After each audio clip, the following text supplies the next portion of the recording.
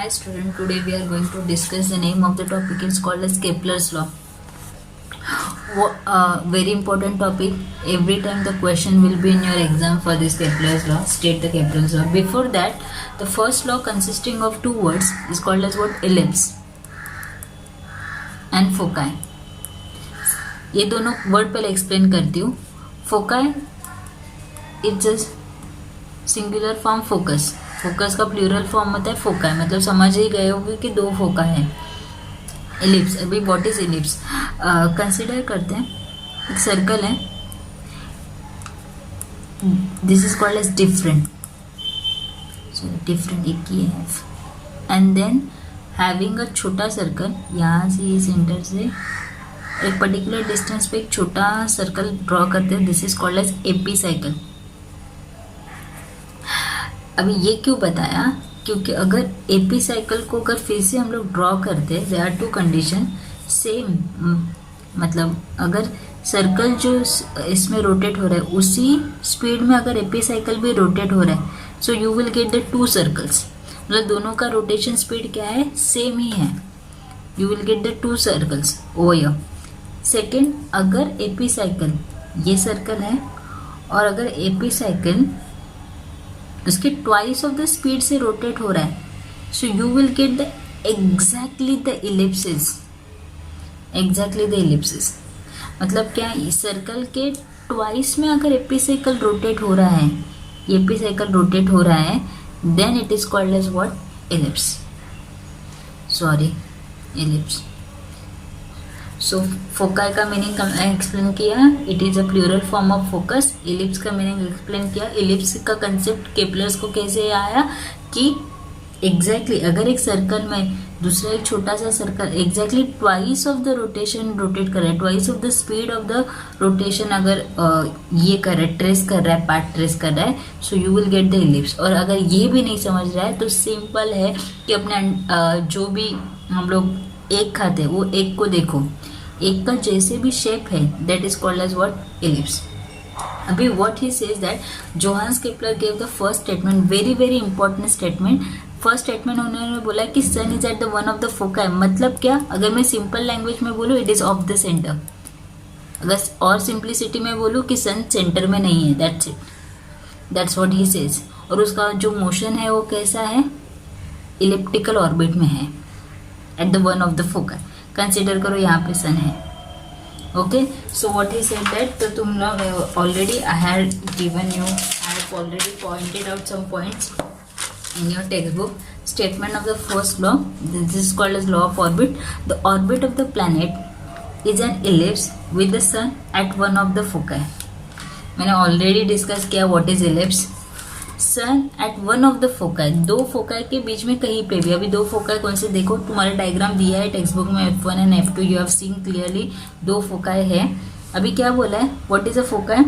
Some of the distance AF1 और AF2 is equals to BF1 और BF2 is equals to CF1 और CF2. तीनों का distance, sum of the distance of the two focal points F1 and F2 are focal points. मतलब क्या रहेगा? दोनों का सम क्या रहेगा? सेम ही रहेगा. From every point on the curve, हर एक पॉइंट से दोनों का जो डिस्टेंस रहेगा वो क्या रहेगा? कांस्टेंट रहेगा. That is called as what? Foci. That is called as foci. So you will get the idea कि क्या बोला है कि सन, दोनों में से कोई तो एक फोकाई पे सन क्या है? लोकेटेड है. सेंटर पे लोकेटेड नहीं है. तो orbit of the planet move कर रहे हैं इज एन इलिप्स. कहाँ पे मूव कर रहे हैं? इलिप्स, इलिप्टिकल ऑर्बिट में मूव कर रहे हैं. कौन? प्लैनेट विद द सन. दोनों में से कहीं पे भी एक जगह पे, एक फोकाई पे सन है. Sun is at the one of the foci.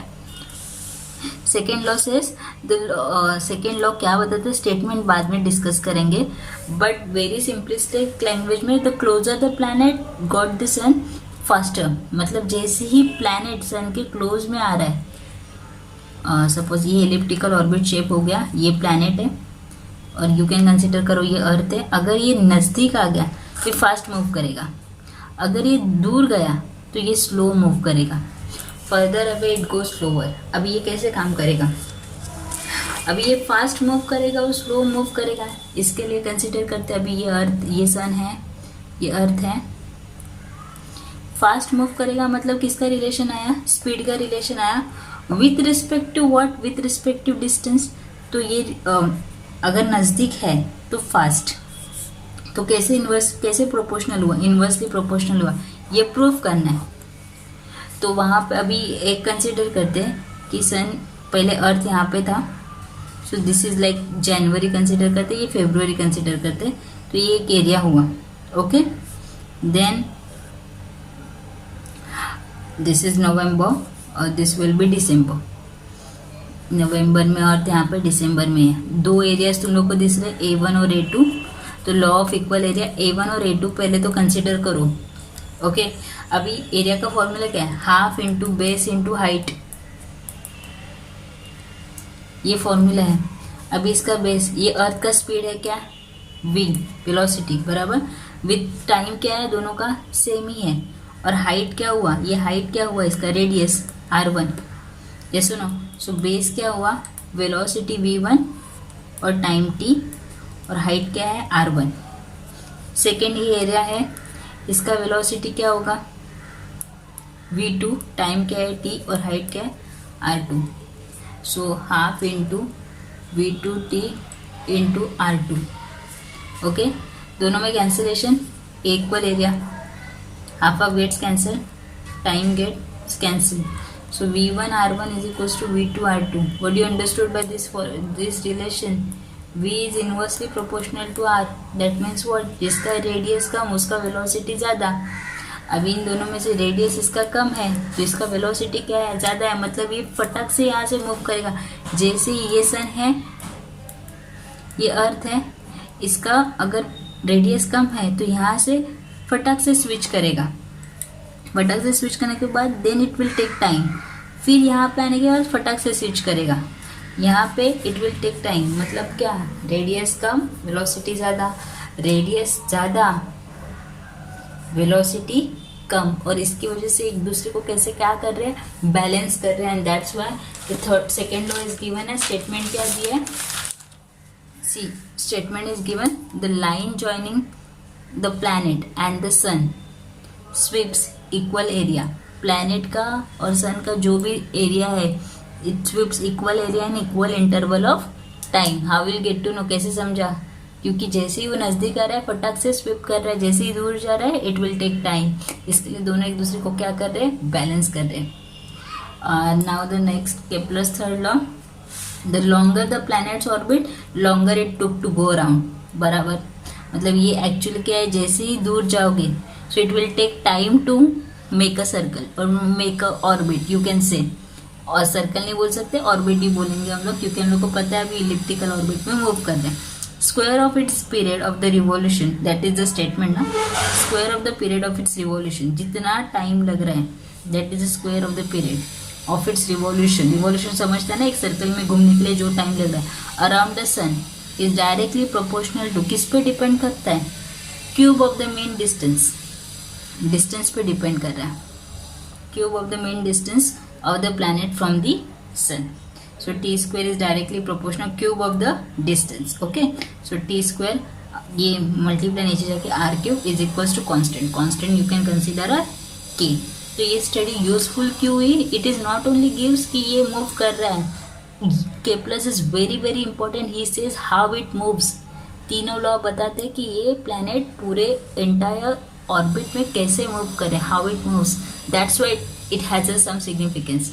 So it is useful to study the position of the planet. Newton use this law for his formulation, inverse square law यहाँ से Newton ने लिया है।